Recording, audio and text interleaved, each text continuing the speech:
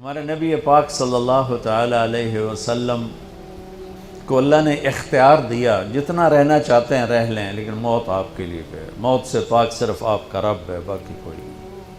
29 صفر 11 ہجری 632 عیسوی آپ کو سر درد عصر کے بعد شروع ہوا۔ آپ ایک جنازے میں تھے، جنت البقیع۔ وہ درد تیز ہو گیا، گھر پہنچتے پہنچتے حضرت عائشہ کی گھر کی باری تھی اور تیز بخار میں تبدیل ہو گئی۔ تو یہ مہینہ 29 کا تھا، 29 دن یہ اور 12 دن اگلے، 13 دن آپ نے بخار اور سر درد میں گزارے، اور اسی بیماری میں جا کے نمازیں پڑھاتے تھے۔ آپ کے جانے میں 5 دن باقی تھے تو آپ کا بخار بہت تیز ہو گیا، تو آپ نے فرمایا کہ مجھے 7 کنوؤں کا پانی لا کر غسل دو۔ تو 7 مشکاں وڈیاں وڈیاں بھر کے لے آندیاں صحابہ نے، الگ الگ کنواں تو حضرت عائشہ کے گھر میں ٹپ نہیں تھا، تو حضرت حفصہ کے گھر سے ٹپ منگوایا گیا۔ آپ تہمت باندھ کے اس میں بیٹھے اور ایک ایک مشک آپ پر ڈالتے گئے تو اس سے پانی سے بخار کا زور ٹوٹ گیا۔ تو آپ نے پٹی باندھی سر درد کی وجہ سے، اور حضرت علی اور فضل بن عباس رضی اللہ عنہما علیہم السلام ان کے کندھوں پر ہاتھ رکھے ہوئے آپ مسجد میں تشریف لائے۔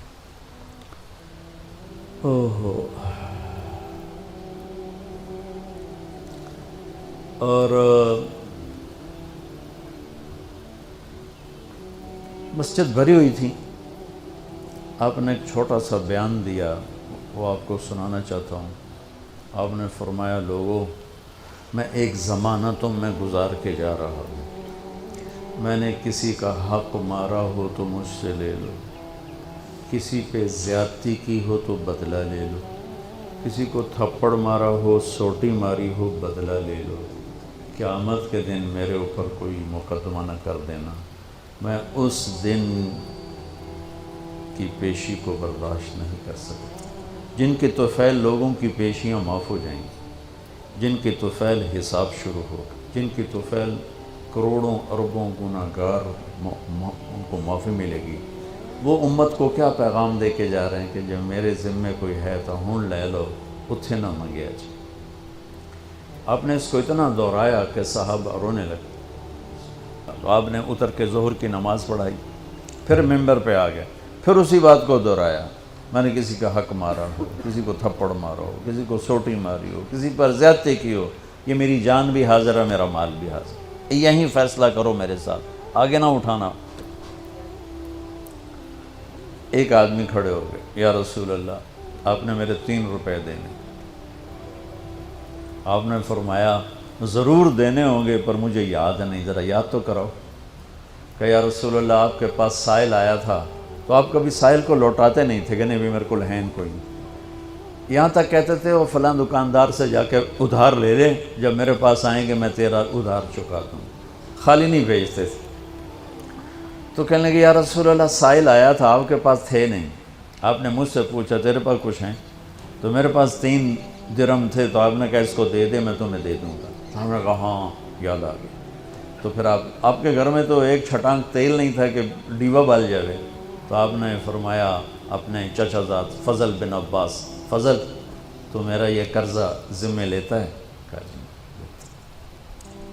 تو ایک عجیب بات بتاؤں، آپ مقروض کا جنازہ نہیں پڑھاتے تھے، جس کے سر پہ قرضہ ہوتا تھا اس کا جنازہ نہیں پڑھاتے تھے۔ ساری زندگی خود قرضہ لیا، لیکن قرض لینے دینے میں انسان سے جو پھر بے اصولیاں ہوتی ہیں، اس میں جو نفرتیں پیدا ہوتی ہیں۔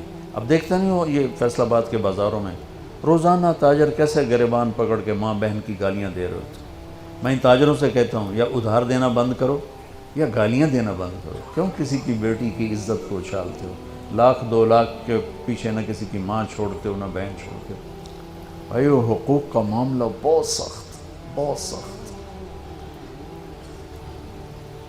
تو میرے نبی جیسی پاک ہستی حقوق کے بارے میں کہہ رہے ہیں بھائی جو کوئی بدلہ لینا جائے اتھے ہی لے لو.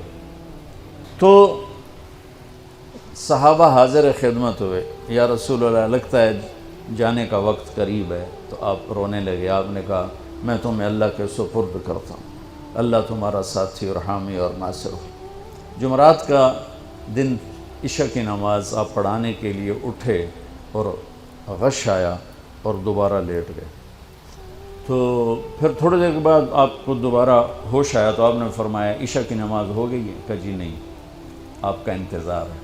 تو آپ اٹھنے لگے، پھر اٹھ نہیں سکے، پھر لیٹ گئے. پھر تیسری دفعہ آپ اٹھے، عشاء کی نماز ہو گئی. کہا جی آپ کا انتظار ہے. تو آپ پھر اٹھنا چاہا، نہیں اٹھ سکے. تو آپ نے فرمایا ابو بکر سے کہو عشاء کی نماز پڑھائے. تو ابو بکر ذرا پیچھے کھڑے تھے، عمر آگے کھڑے تھے. تو لوگوں نے کہا نماز ہی پڑھاونی، کوئی پڑھا دے.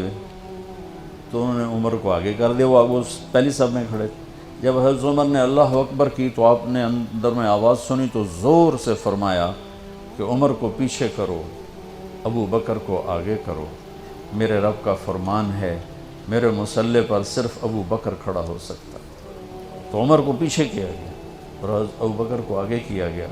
تو جمعرات کی 1 نماز عشاء اور جمعے کی 5، ہفتے کی 5، اتوار کی 5، 15، فجر کی 1.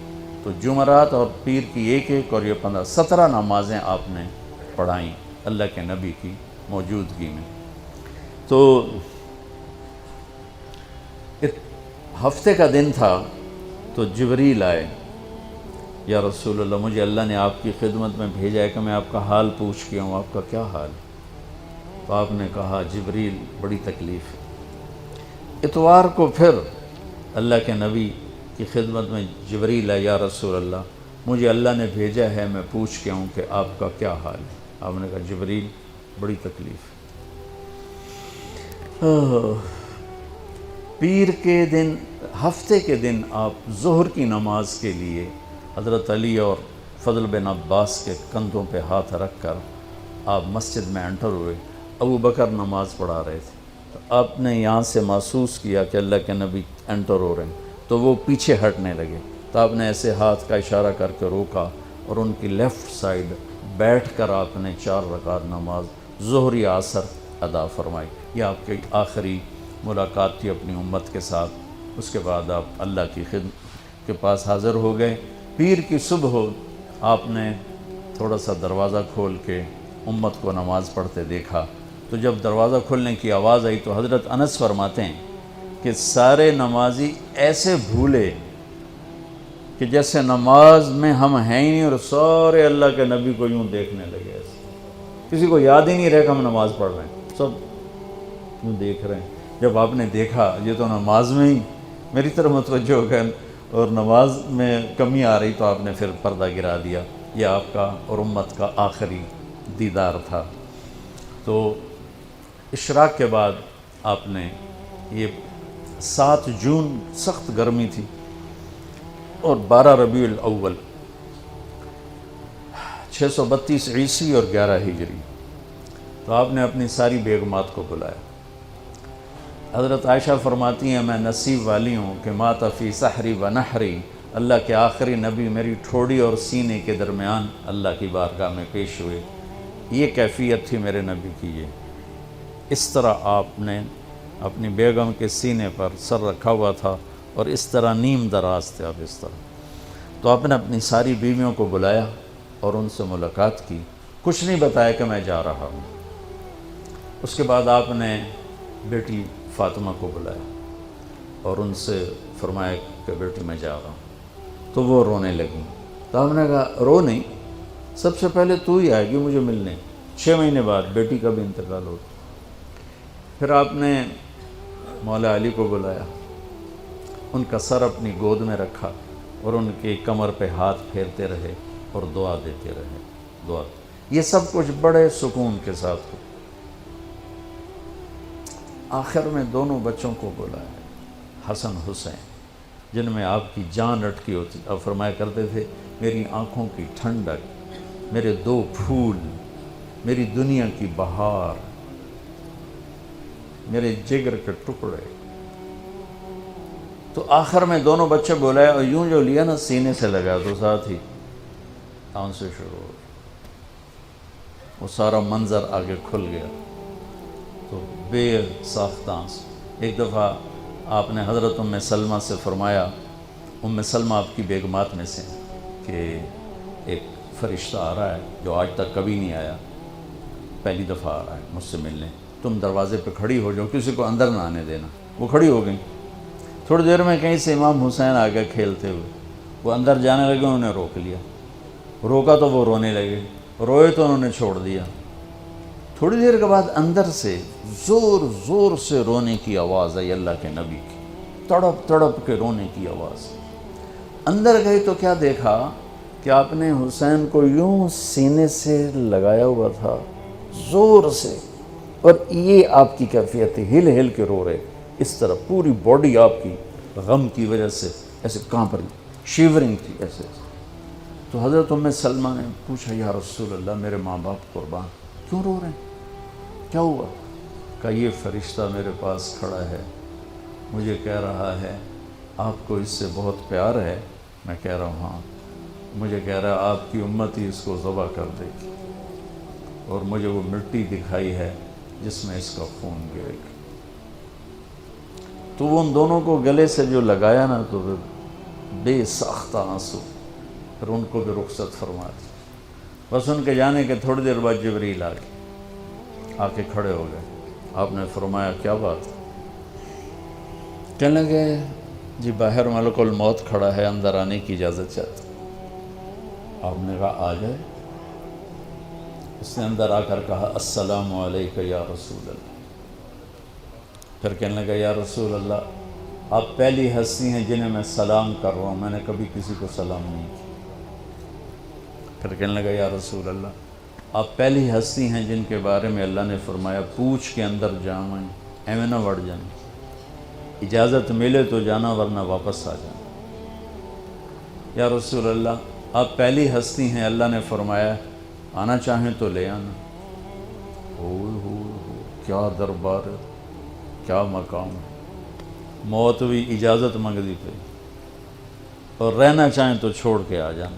عیش معاشیت میرے محبوب آپ جتنا زندہ رہنا چاہتے ہیں آپ کو اجازت. تھوڑے واسطے 63 سال کی کوئی قید کوئی نہیں، تھوڑی اپنی مرضی.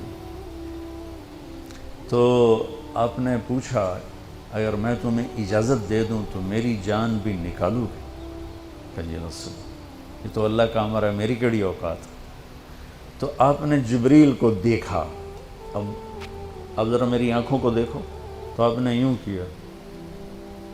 یہ بھی سوال ہوتا ہے کی صلاح ہے؟ تو بجائے منہ کے آدمی پوچھتا ہے، یہاں سے سوال کرتا. آنکھیں بھی بہت کچھ کہہ دیتی ہیں، بہت کچھ سنا دیتی ہیں. تو آپ نے یوں کیا. تو وہ سمجھ گئے کہ اللہ کے نبی کہہ رہے ہیں تیری کی صلاح ہے. تو انہوں نے عرض کہ ان ربک الیک لمشتاق. یا رسول اللہ آپ کی ملاقات کے شوق میں بیٹھے، بڑے شوق میں ہیں اللہ آپ کی ملاقات. بھائیو مانگا کرو یا اللہ وہ موت دے کہ تو ہماری ملاقات کے شوق میں ہمیں مردود نہ کر دے، بلکہ ہمارے لیے اپنی رضا کے دروازے کھول دے. اب سنو ایک بات. آپ نے فرمایا جبریل واپس جاؤ، اللہ سے پوچھ کے آؤ میرے بعد میری امت کے ساتھ کیا کریں. حسن حسین کو دیکھ لیا ہے کیا ہونے والا ہے، ان کے لیے کچھ بھی نہیں مانگا. ان کو قربانی بنا دیا، اپنی اولاد کو قربانی بنا دیا، ان کو ذبح ہونے کے لیے چھوڑ دیا.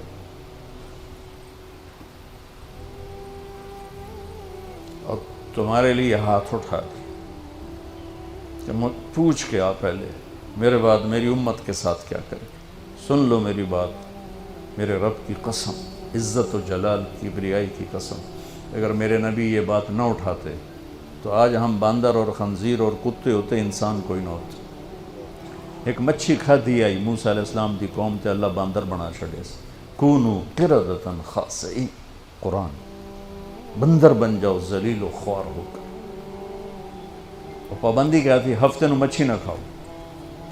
سود کے کاروبار کرنا، سودی قرضے دینا، ماں باپ کی نافرمانی کرنا، شراب کے اڈے چلانا، زنا کے اڈے چلانا، جھوٹے مقدمے کرانا، جھوٹی گواہیاں دینا، ناجائز قتل کرنا، یہ وہ گناہ ہے کہ ہم کب کے کتے بلے بن چکے ہوتے.